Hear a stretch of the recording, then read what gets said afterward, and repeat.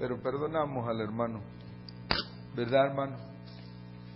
Sabe que el hermano se nos está haciendo evangelista, pero él va allá a testificar a la pulga, pero viene cargado de cosas al regreso.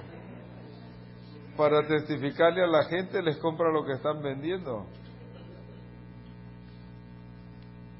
Que el Señor siga usando a nuestro hermano Anilbert.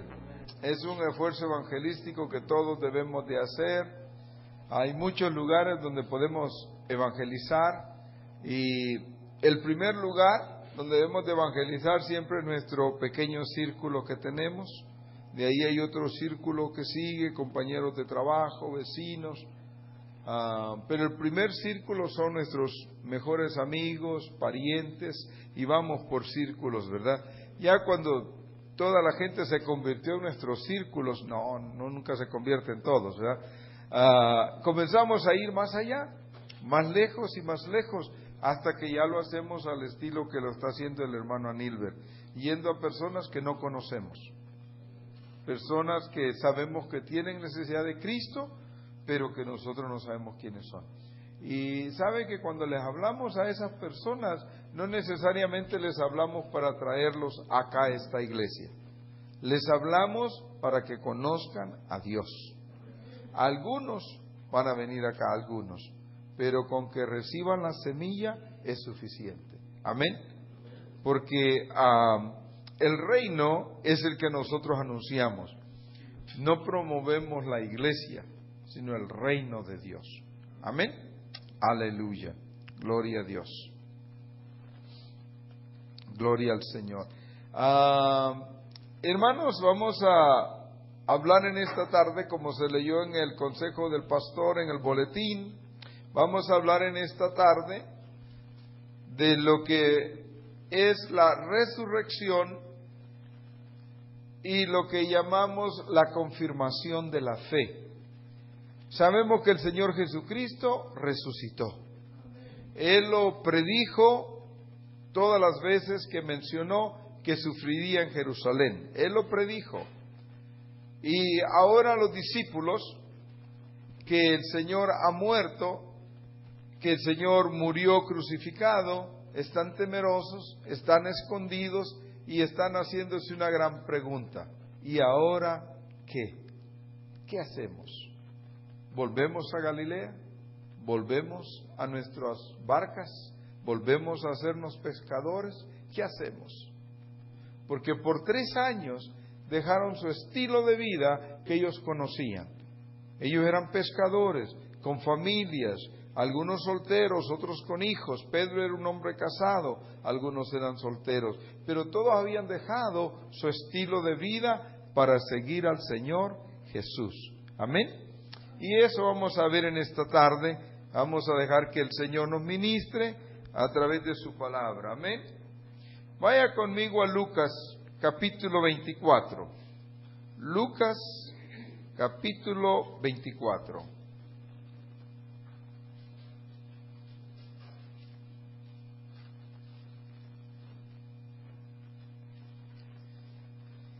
Y vamos a ir al versículo 36.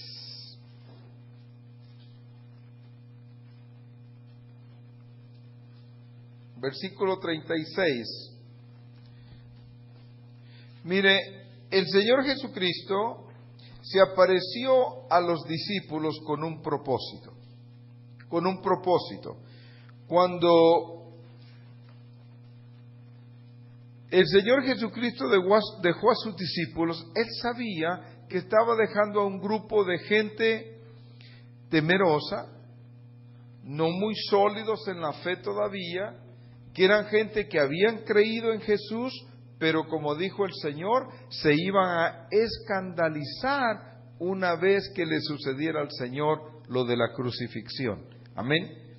Ahora el Señor viene acá a visitar a los discípulos después de haber resucitado. En el versículo 36 dice: mientras ellos aún hablaban de estas cosas, Jesús se puso en medio de ellos y les dijo: paz a vosotros. Entonces, espantados y atemorizados, pensaban que veían espíritu.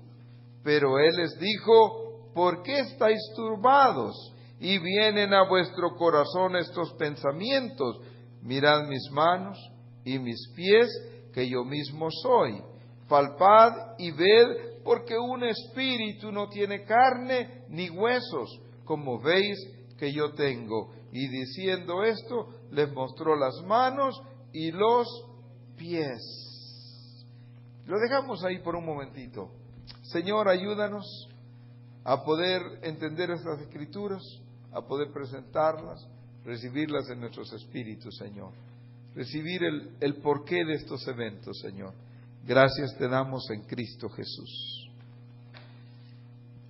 Mire, después de resucitado el Señor, sabemos que hay varios pasajes en la Biblia que hablan de la resurrección, y el primero es el de María Magdalena, cuando va al sepulcro con las otras Marías y se encuentra con el Señor.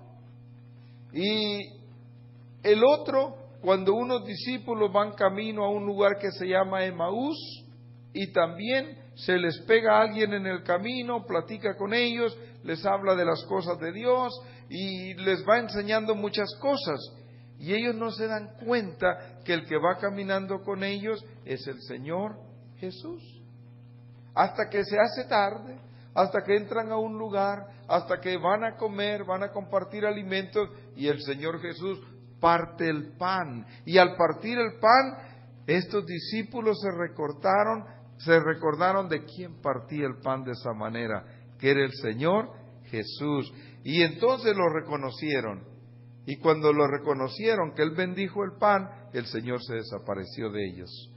Mire, ahí tenemos ya varios pasajes que hablan de la resurrección de Cristo. Ahora, todo tiene un propósito. El Señor no vino para ser sensacionalistas, para solamente andarles impresionando con que resucitó. El Señor hizo todo esto para confirmar la fe de los discípulos. Confirmarlos, porque ellos ya estaban preocupados. ¿Y qué hacemos? ¿Qué vamos a hacer ahora que el Señor Jesús ya desapareció de entre nosotros? Teníamos la esperanza que el Señor Jesús iba a restaurar el reino a Israel. Teníamos la esperanza que el Señor Jesús iba a comenzar un ministerio grande y nosotros íbamos a ser sus ayudantes. Íbamos a ser sus guardaespaldas de ese gran ministerio que Él iba a comenzar. Amén. Pero mire, el Señor Jesús no vino a eso. El Señor Jesús vino a hacer cosas totalmente diferentes que las que nosotros pensamos. No vino a levantar un ministerio grande para ser una persona muy importante. No vino a levantar una mega iglesia. No vino a ser una persona que se iba a codear con los grandes. No vino a tener muchísimo dinero para andar haciendo cosas y obras y aquí y allá. No vino a nada de eso. ¿Qué es lo que ahora hacen los ministerios? Por ahí conozco un pastor de una iglesia grande de acá del área, que cada vez que predica cuenta de cómo le fue esa semana jugando golf, y que jugó con el alcalde, y que jugó con fulanito, y que jugó con acá y con allá. Mire, a esa gente ya se convirtieron en yappies, le llaman. Yappies son gente que ya es como de la high life, que de buen nivel económico y que se codean con gentes importantes, gente que ya están adineradas, yappies. Pero mire, el Señor Jesús no vino a levantar un ministerio de esos. El Señor Jesús nunca se fue a meter a la casa de Herodes, ni de ninguno de esas gentes. Él no vino a usar su capacidad espiritual, su comunión con Dios como un instrumento para llegar a personas de grandes cantidades de dinero. Él vino a hacer un trabajo diferente a veces a lo que usted y yo entendemos. Cuando vino a visitar Jerusalén, siendo el Rey Jesús, tenía que entrar como una persona poderosa, en un caballo blanco como el de Napoleón. Era blanco el caballo de Napoleón, ¿verdad? Siempre dicen que era blanco, yo nunca lo he visto el caballo, pues dicen el caballo blanco de Napoleón. Y con mantos de púrpura y cuantas cosas, y con una corona, con adornos, y con un séquito, con un grupo que lo acompañara. Aquello tenía que ser grande y con unas bandas de música. El Señor no vino a eso, entró en un burrito, la gente cortaron ramitas y le hacían así, la gente estiraban sus mantos, y Él venía vestido con toda la humildad que Él se vestía siempre. Amén. El Señor Jesús no vino a levantar un ministerio como usted y yo a veces lo esperamos. Porque miren, nosotros acá, ¿a quién es más importante? Amén. Y que cuánto vale la corbata, que no vaya a ser de menos de unos $300. Y que cuánto vale el traje para que parezca que el ministerio es exitoso. Y que cuánto vale esto y cuánto vale lo otro. El Señor no vino a esas cosas. Dice la Escritura que tenía una túnica. Una túnica. Y usted y yo no nos cabe la ropa en el closet. Pero Él tenía una túnica. El Señor vino diferente a lo que todo el mundo lo esperaba. Todo el mundo esperaba que iba a venir un rey David con la espada en la mano y diciendo, ¡muerte a los romanos! Y el Señor Jesús ni se metió con los romanos. No le molestaron los romanos. Él hizo ministerio en medio de la ocupación de los romanos. Y Él no peleó con los centuriones, ni con soldados, ni con nadie. Él vino a dedicarse a las ovejas perdidas de la casa de Israel. Cualquiera hubiera dicho en aquellos tiempos, como nosotros estamos llenos de tantas excusas, hubiera dicho, no, pues yo quisiera servirle al Señor, pero esos romanos no dejan. Al Señor Jesús sí lo dejaron. 3 años anduvo predicando el Evangelio, haciendo grandes obras y nunca se metió con los romanos. Las únicas interacciones fue cuando algunos romanos vinieron, como el centurión, que vino a pedirle un favor. Amén. Entonces, hermano, estas apariciones de Cristo, después de haber resucitado, tienen un propósito. Porque Dios no hace nada sin propósito. Dios no quiere impresionarnos. Él no quiere ser sensacionalista, como dijimos hace un rato. Todo lo hace con un propósito. El propósito es confirmar la fe de los discípulos. Lo que nos recuerda a nosotros, que cuando nosotros ganamos un alma para Cristo, la tenemos que seguir trabajando. Usted se gana un alma para Cristo y la suelta, usted no sabe si esa persona al mes ya está otra vez en el mundo. O a los 3 meses se debilita su fe y se vuelve al mundo. El Señor vino a darle seguimiento a los discípulos. Amén. Es algo interesante, porque nada hace Dios sin propósito. Dice acá que se les apareció. Los discípulos que volvieron de Emaús vinieron corriendo a decirle a los otros discípulos que estaban reunidos, el Señor se nos acaba de aparecer. El Señor caminó con nosotros y cuando llegamos a cierto lugar compartimos el pan y Él lo partió y nos dimos cuenta que era Jesús. Los discípulos que estaban ahí reunidos no les creían. ¿Por qué no les creían? Mire, porque se les olvidó que el Señor les dijo, es necesario que el Hijo del Hombre padezca, sufra, muera y luego resucite al tercer día. Ese versículo, esa partecita, esa línea de resucite al tercer día, como que no la escuchaban ellos. No la creían ellos, porque ninguno de ellos Ninguno de ellos dijo, el Señor murió hoy, en 3 días va a resucitar. Ninguno de ellos dijo eso. Ningún discípulo, ninguno de ellos. Ni Pedro, ni Juan, ni ninguno. Todos dijeron, el Señor murió. Murió el Señor. Sí, murió el Señor. Lo mataron el Señor.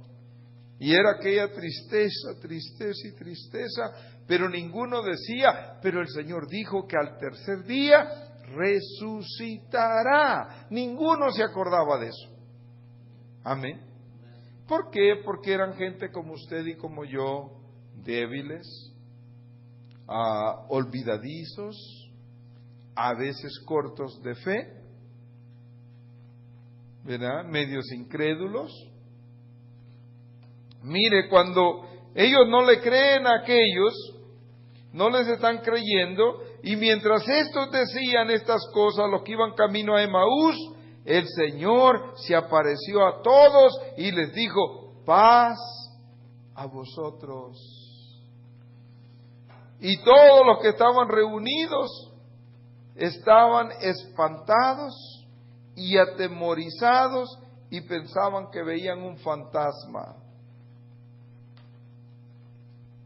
No podían creer que el Señor había resucitado.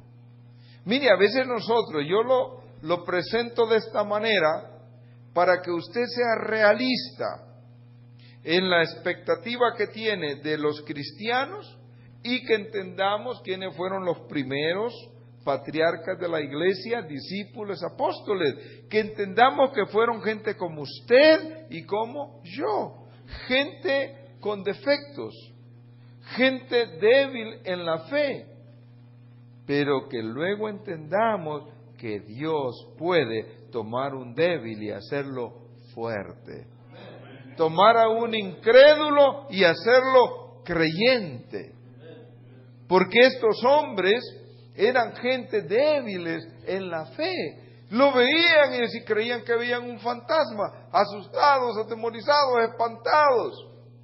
Y el Señor enfrente de ellos. ¿Por qué estaban espantados? Porque ninguno se recordaba que el Señor les dijo, y al 3er día resucitaré. No se recordaba ninguno.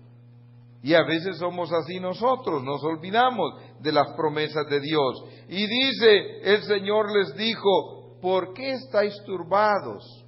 Y vienen a vuestro corazón estos pensamientos. Mirad mis manos y mis pies, que yo mismo soy. Mire, ¿por qué tuvo que enseñarles las manos y los pies? Para que vieran los hoyos que hicieron los clavos, los hoyos en las manos, los hoyos en los pies, las cicatrices que le dejaron cuando a él lo colgaron en la cruz, para que no creyeran. No, se nos apareció un fantasma y dijo que era Jesús, pero no lo creemos. El Señor les dijo, tóquenme, pálpenme, conozcan que soy yo. ¿Qué estaba haciendo el Señor Jesús? Confirmando la fe de los discípulos. Pero ¿qué importancia tenía que el Señor Jesús volviera para confirmar la fe de ellos? Que estos hombres, estos 11 hombres, eran la esperanza de todo el globo terráqueo, para que pudiera recibir el Evangelio de Cristo. El Señor Jesús no estaba engañado. Él sabía los discípulos que tenía. Él sabía la capacidad de ellos o la incapacidad de ellos. Conocía sus cualidades y también sus defectos. Era necesario que el Señor Jesús trabajara con ellos. Los instruyó por 3 años. Les dio un diploma al final de los 3 años, pero ninguno se lo había ganado. De panzazo terminaron la escuela, porque ninguno se recordaba que el Señor les dijo, y al 3er día resucitaré. Amén. Estaban asustados. Y les dice el Señor, ¿por qué están asustados? ¿Por qué esos pensamientos en sus corazones? Miren mis manos y mis pies, yo soy, palpen, vean, toquen, porque un espíritu no tiene ¿qué? Carne ni huesos, como veis que yo tengo. Mire, si el Señor Jesús no hubiera tenido cuerpo físico, hasta este día se diría que fue un fantasma el que se apareció. Pero el Señor tomó cuerpo físico porque Él tiene todo poder. Y para que los discípulos entendieran, tóquenme, sientan las cicatrices, porque era importante. Y más adelantito, porque era importante que los discípulos creyeran. Y dice, y diciendo esto, les mostró las manos y los pies. Y como todavía de gozo no lo creían, todavía, y estaban maravillados, les dijo, ¿tenéis aquí algo de comer? Entonces le dieron parte de un pez asado y un panal de miel. Y él lo tomó y comió delante de ellos. El Señor tenía que probarles que Él había tomado un cuerpo físico una vez más, y que era Jesús el que crucificaron, el que metieron en la tumba, pero que la muerte no podía contenerlo. Mire, esto es importante para usted y para mí, para que entendamos que tenemos un Dios todopoderoso. A veces nosotros sentimos como que el diablo va ganando la batalla.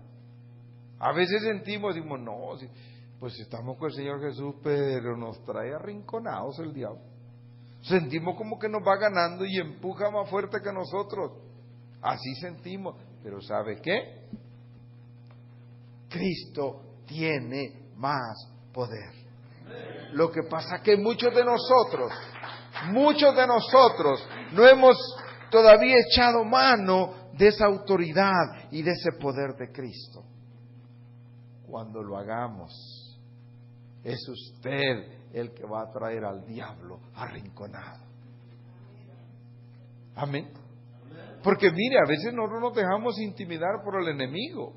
Nos intimida, nos asusta, el enemigo nos pone preocupaciones, nos pone temores, y uno como que va retrocediendo y como que va retrocediendo. ¿Por qué? Tenemos que sostener nuestro territorio. Tenemos que saber quiénes somos y saber que Cristo tiene todo poder. Mire, que retrocedan los que no tienen a Cristo, que retrocedan. Pero usted tiene a Cristo Jesús en su vida. Está cubierto por la sangre de Cristo. Usted no es el que va a retroceder. Usted no es el que va a retroceder. A veces hemos visto lo que el diablo le hace a algunas personas. Y a veces hemos pensado, el diablo tiene poder para destruir a una persona. Y yo le voy a decir, el diablo tiene poder hasta donde Dios le permita. Hasta ahí puede llegar el diablo. El diablo no puede a su antojo venir y decir, oh, este hermano me cae gordo, ahorita me lo termino. No. A menos que Dios le permita. Entonces por eso nos amparamos debajo de la cubierta de Dios. Amén. Y decimos, Señor, protégeme, cúbreme. Cuando usted lee los salmos, cuando usted lee al rey David hablando con el Señor, y todos los salmistas, todos dicen, Señor, protégeme, cúbreme, guárdame de mis enemigos. No permitas que ellos hagan conmigo lo que quieran, que hagan su voluntad. Guárdame, cúbreme, protégeme, escóndeme. porque Dios es nuestro guardador y protector. El diablo no puede destruir la vida suya, a menos que Dios le permita, o que usted mismo le abra la puerta. Porque otras veces ya no es el Señor que le está permitiendo, es usted el que le está permitiendo. Y aquí ya se puso madura la cosa. Porque ya no es la voluntad de Dios, ya es la voluntad de cada uno de nosotros. Si usted se pone a jugar con cosas que no tiene que jugar, si usted se pone a hacer cosas que no tiene que hacer, si usted se pone a vivir una vida desordenada, contraria a la voluntad de Dios, no es Dios el que le está permitiendo al diablo que le haga daño a usted.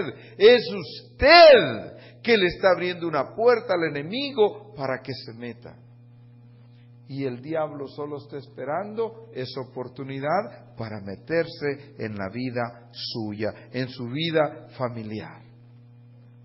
Cuando un hombre se pone a coquetear con una mujer en la calle, le está abriendo la puerta al diablo para que el diablo venga y le destruya su matrimonio. Cuando una mujer se pone a andar coqueteando en la calle, le está abriendo la puerta para que el diablo venga y destruya ese matrimonio. Y ya no es que si Dios va a permitir o no va a permitir. No, si usted mismo ya lo permitió. Amén. Pero nosotros vemos en la Escritura que Cristo tiene todo poder. Por eso se apareció a los discípulos, para decirles: yo quiero que entiendan que yo no fui vencido en la cruz del Calvario, yo vencí en la cruz. Vencí al diablo, vencí a todos los demonios, vencí a todas las huestes espirituales. ¿Cómo las venció Cristo? A través de su obediencia perfecta al Padre. Amén. Cristo venció. Ahora es necesario que usted y yo también venzamos. Porque Él venció. Pero la batalla, usted tiene que lucharla. Usted tiene que defenderse, usted tiene que tomar el escudo, tiene que tomar la espada, tiene que ponerse la coraza, tiene que ponerse un yelmo, usted tiene que luchar. Dios no va a luchar por usted, Dios le da las armas. Dios lo enlista en su ejército. Pero si el ejército se queda en la casa y el ejército no va a la guerra, va a ganar el enemigo. Amén. Entonces dice, mis hermanos, que el Señor Jesús les pidió algo de comer, para que ellos entendieran que Él tenía un cuerpo físico completo, verdadero. Dice, y Él tomó y comió delante de ellos, y les dijo estas palabras. Y les dijo: estas son las palabras que os hablé estando aún con vosotros, que era necesario que se cumpliese todo lo que está escrito de mí en la ley de Moisés, en los profetas y en los salmos. Entonces les abrió Él entendimiento para que comprendiesen las Escrituras. Mire, ese versículo 45 es crítico, porque dice que cuando el Señor les dio esa instrucción, después de haber resucitado, les abrió ¿qué cosa? El entendimiento para que entendieran las Escrituras. Antes tenían un conocimiento que era de experiencia, habían visto cosas, pero como que no las habían metido acá en el espíritu, en el corazón, como que todavía no las habían puesto en orden, y aquel Señor les abre el entendimiento. Y nuestro entendimiento está abierto. ¿Entendemos nosotros las cosas de Dios? ¿Entendemos quién es Cristo? ¿Entendemos el poder que hay en la palabra? ¿Entendemos por qué nos ha llamado Dios a nosotros? ¿Entendemos que hay un Espíritu Santo? Entendemos que Dios nos anhela a nosotros, que quiere tener comunión con nosotros. Entendemos las Escrituras. Estos discípulos, Dios les abrió el entendimiento. Y al abrirles el entendimiento, comienza uno a decir, ahora comprendo. Con razón. Ahora veo. Comienza a llegar luz al Espíritu. Amén. Y les abrió el entendimiento para que entendiesen las Escrituras. Y les dijo, así está escrito, y así fue necesario, que el Cristo padeciese y resucitase de los muertos al tercer día. Amén. Tenía que ser así, no podía ser diferente. En una ocasión Pedro le dijo al Señor Jesús, Señor, no permitiremos que vayas a Jerusalén. No, Señor, no permitiremos que te golpeen, que te hagan, que te arresten, que te maten. Nunca lo permitiremos, Señor, nunca. Y el Señor le dijo a Pedro, apártate de mí, Satanás, porque no entiendes los propósitos de Dios. No entiendes los planes de Dios. Hermanos, era necesario, o no dice ahí, dice, ¿qué dice? Necesario que Cristo padeciera y muriera, y que al tercer día resucitara. Pero la frase clave es, era necesario. Si la gente se hubieran luchado para defender a Cristo, la gente de los mercados, a los que Él les ayudó tanto, se hubiera dañado el plan de Dios. Era necesario que Cristo sufriera, padeciera, muriera y luego resucitara, para que usted y yo ahora tengamos vida en Cristo. Él gustó la muerte para que nosotros gustemos la vida. Él pagó el precio por nuestros pecados para que nosotros vivamos vida ahora justas delante de Dios. Amén. Era necesario que Cristo padeciera, y eso es lo clave. Por eso el Señor viene a hablar con los discípulos para decirles, no se asusten, era necesario que esto sucediera. Y les dice en el 47, y que se predicase en su nombre el arrepentimiento y el perdón de pecados en todas las naciones, comenzando desde Jerusalén. El Evangelio comenzó a predicarse desde Jerusalén, pero hasta llegar a los confines de la tierra. Luego dice, aquí yo enviaré la promesa de mi Padre sobre vosotros, pero quedaos vosotros en la ciudad de Jerusalén hasta que seáis investidos de poder. El Señor les da una promesa y les dice, todavía falta algo. Hay algo más que mi Padre les quiere dar. No se vayan de Jerusalén hasta que mi Padre les dé algo más que falta. Una investidura de poder. ¿Qué será de eso de una investidura? Investidura. Un policía tiene una investidura de autoridad. Un policía representa a la ciudad, o al condado, o al estado, o puede representar a todo el país. Es un policía federal.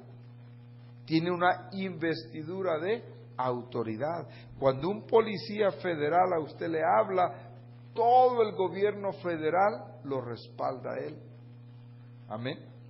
Cuando un policía de San José habla con usted y lo detiene, tiene detrás de él a toda la policía y el gobierno de la ciudad respaldándolo. Ahora dice acá, habla de una investidura.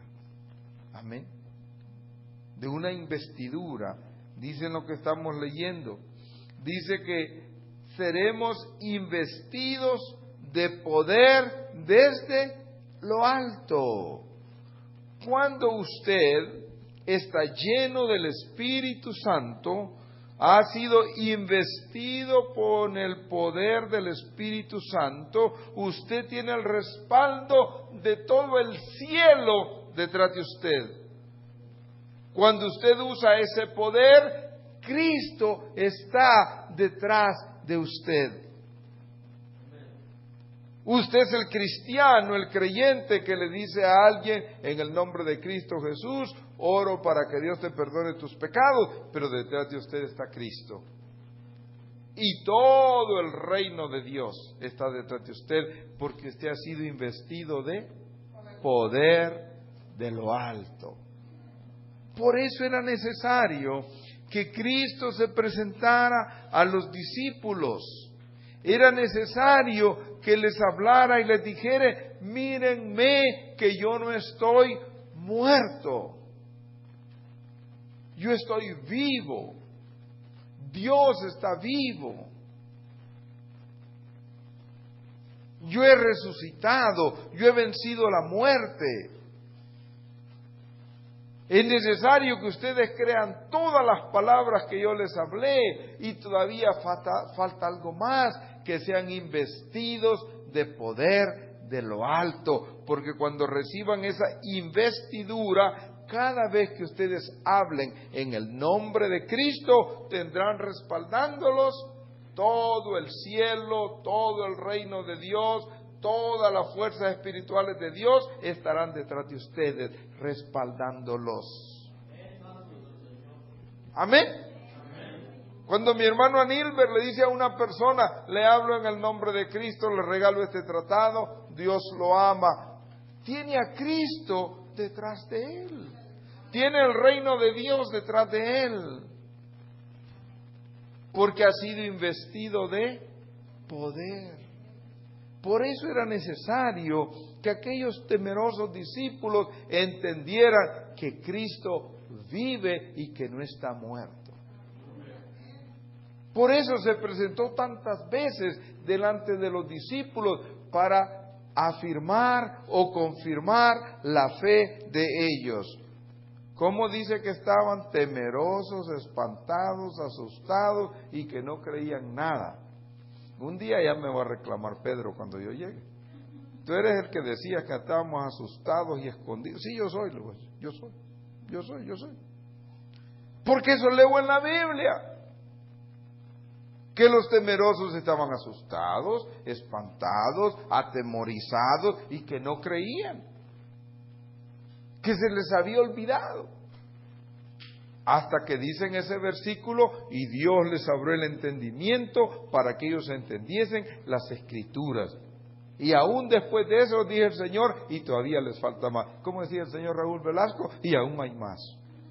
Y aún hay más, y aún hay más, aún hay más. No se vayan de Jerusalén hasta que sean investidos de poder. ¿Quién los va a investir de poder? El Espíritu Santo. Amén.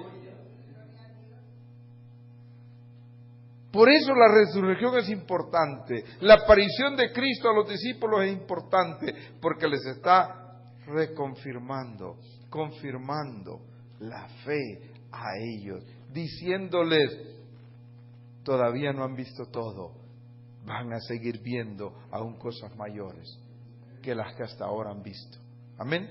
Nos ponemos de pie, mis hermanos.